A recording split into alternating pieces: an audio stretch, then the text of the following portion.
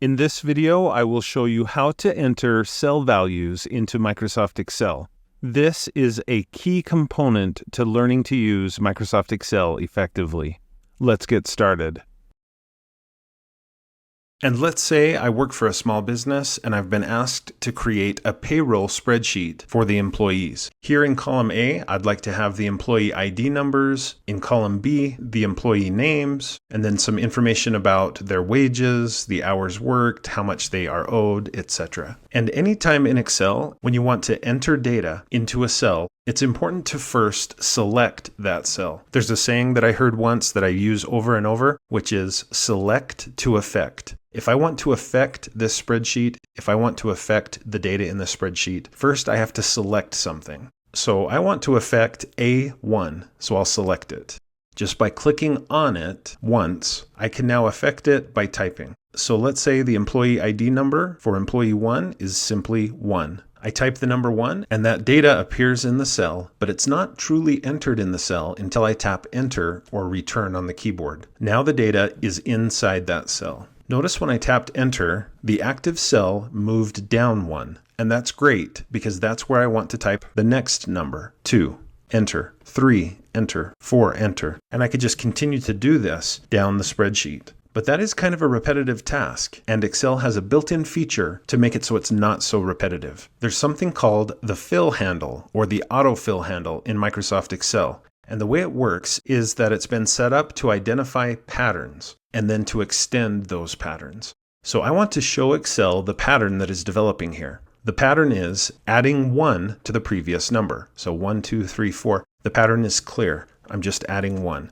So if I click and drag to select that range, A1 through A4, the pattern should be clear. Now I'm going to zoom in a little bit so you can see this a little better. But if you look in the lower right corner of this range that I've selected, you'll see a little green square. That's what we call the autofill handle or the fill handle. If I put my mouse pointer directly on that little green square, notice that the mouse pointer becomes a black plus sign. Now if I click and hold the click, I can drag down the spreadsheet. I'm going to go all the way to 70. And then I can release the mouse button and look what it does. Excel automatically extended the pattern that I showed it. Next, I'm going to click on cell B1 because I want to affect that cell. And I'll type the name of the first employee. And then I'll tap enter. And again, the active cell moves down the spreadsheet. I can type the next employee name, and I'm just going to use first names so that this goes faster, and the third name. Now you'll notice I misspelled one of the names. This is supposed to be James, not Jams. So this gives me the opportunity to teach you a very important concept in Microsoft Excel, and that is the difference between clicking on a cell and clicking in a cell. When you click on a cell once, the whole cell is selected. So if I click on Jams and I try to fix this so that it says James, the first letter I type will erase whatever the contents of that cell already is. So that's what happens when you click on a cell and type. It erases everything that's already there. Well, what if I've got 5 or 6 words in this cell and only one word is misspelled? I don't want to have to retype all of it. So instead of clicking on the cell, I'm going to double click on the cell, and that gets me inside the cell. Now you can see my flashing cursor, and I can use the arrow keys to move that cursor to exactly the right place, and then I can type and fix the misspelled word. Then I can tap enter on the keyboard, and that correction is entered into the cell. Now as you're entering data into Excel, every time you tap enter, the active cell should move down. But what if you need to move up? You can hold the shift key and tap enter, and that should move you up the spreadsheet. Give me a few seconds to finish entering names, and then I'll resume.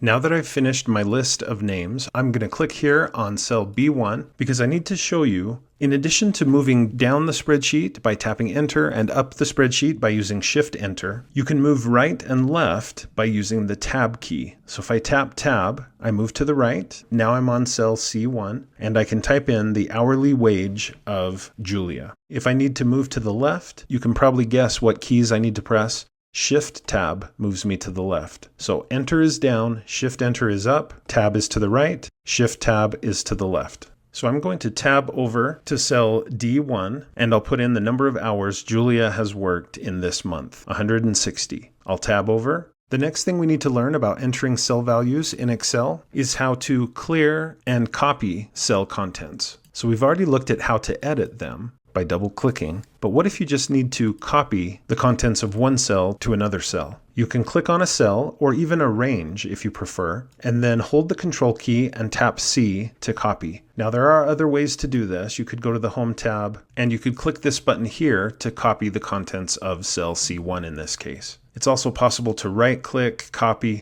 but in most cases, simply using Control C to copy and Control V to paste is going to be your fastest way to copy paste. So I could just keep pasting in the number 15 in each of these cells, but remember we have a tool called the autofill handle, and it's great to avoid the repetitive entering of data. So now with just cell C5 selected, what is the pattern that the autofill handle is going to see? The only pattern I'm showing it is one number. If I click on the autofill handle and pull down the spreadsheet all the way down to the bottom, it's going to extend that pattern of just the number 15, and it basically copies that same number all the way down the page. So that's a shortcut that we can use. But what if this number isn't accurate for all of these employees? Maybe Amelia is making more than $15 an hour. I could click on that cell and just overwrite it with another number, tap enter, and that's a very fast way to do it. But there are times when you need to not only delete the information that's there by either overwriting it or tapping the delete key or backspace key on the keyboard, but sometimes you need to completely clear everything that's in that cell, not just the data, but maybe also the formatting and other information.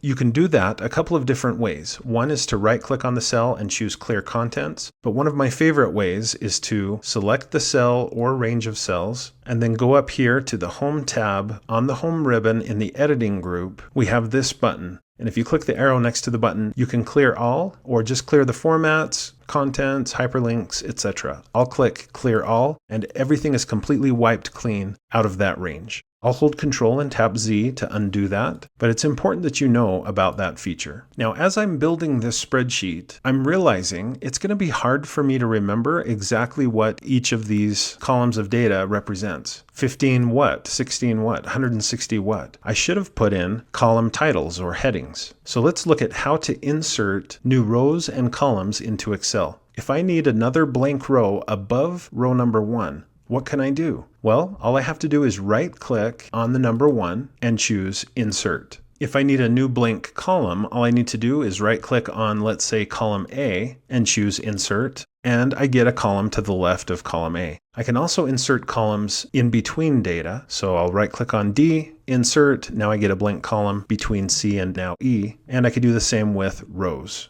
I'm going to undo all of that to get back to this point where I just have a new blank row above my data. And I'll click here on cell A1 and I'll call this Employee ID. I'll use Tab to move over to cell B1 and I'll type Name. I'll use Tab to go over to C1 and I'll type Hourly Wage. And I'll tap Tab to move over to D1 and I'll type Hours Worked. I'll tab over to E1 and type Taxable Income. At this point, I'll tap Enter on the keyboard.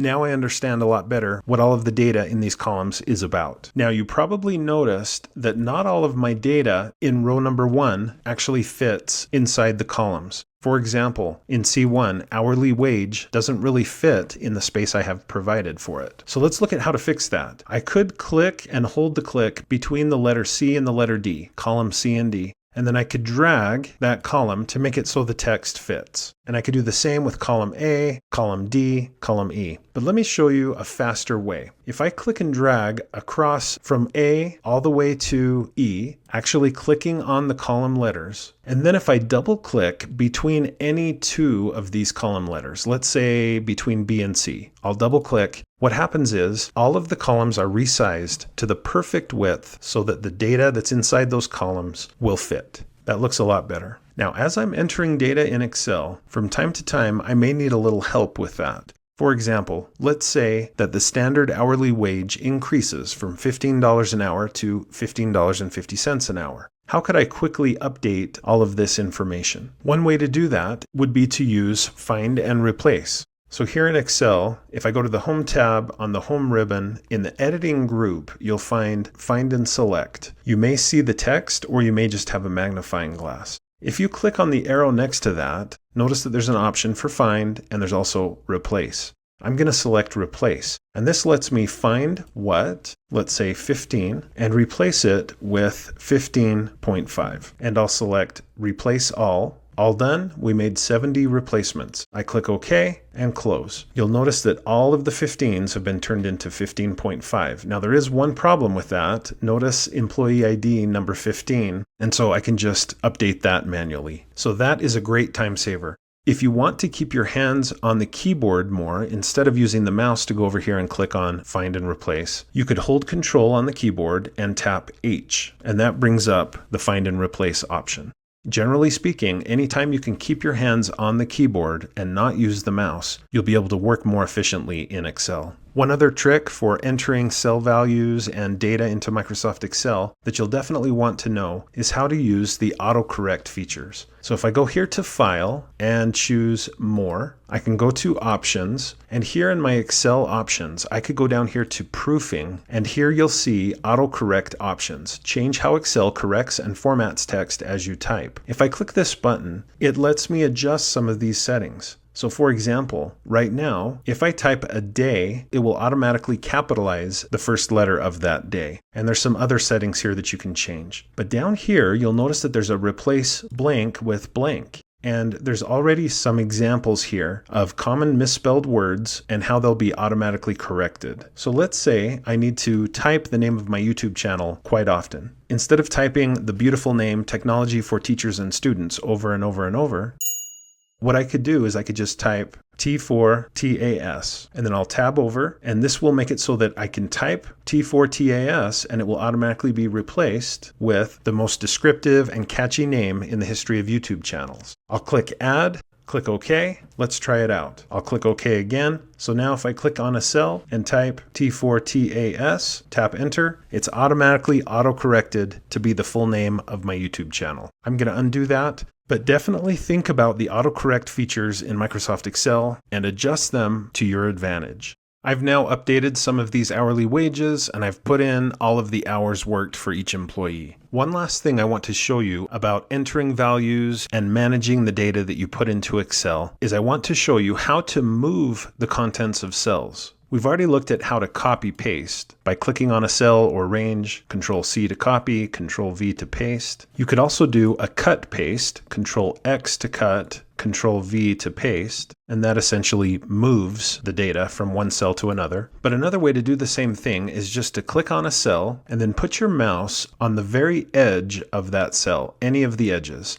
You'll see that the mouse pointer becomes a cross with arrows coming out the ends. At that point, you can click and hold the click and then drag the contents of that cell anywhere you want it to go, and then release the mouse button. I'm going to undo that with Control Z. I just want you to see that you can do the same thing with a range. Now that I've selected the range, I go to the very edge of that range, click and hold the click, and then drag the data where I want it to be, release the mouse button, and the data has been moved.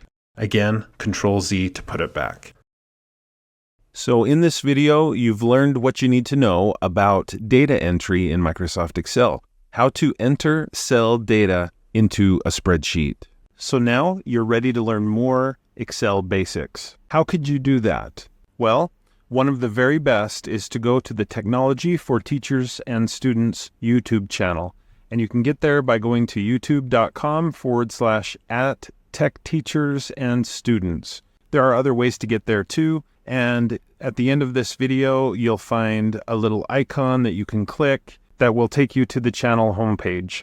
Once you get here, you'll want to make sure that you're subscribed to the channel if you haven't already subscribed.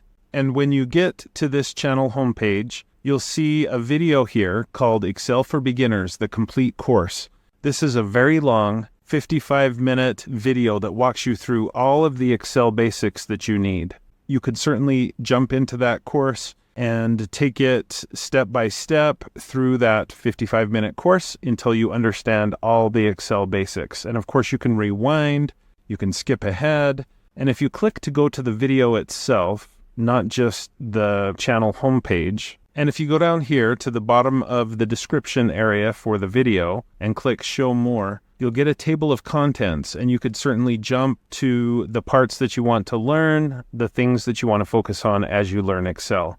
I'm going to click back to show you that in addition to this complete course of Excel for Beginners, I've set up a series of videos on Excel that you can watch. This is my beginner's guide to Microsoft Excel. It's a 20-minute video that might be the perfect next step for you if you're beginning completely from scratch after watching this current video that you just watched, and then you could just proceed through watching each of these videos. There's an arrow here that you can click to get even more, and then once you've exhausted all of those videos, I would recommend checking out my playlists. You can do that by clicking here on playlists, or you can go down to the bottom of this screen and there's some created playlists. So here's one called New Excel Videos in Newest to Oldest Order. So when you click here, you will see whatever my most recent Excel video is, and you can watch that. Once you've watched it, you could move on to the next most recent,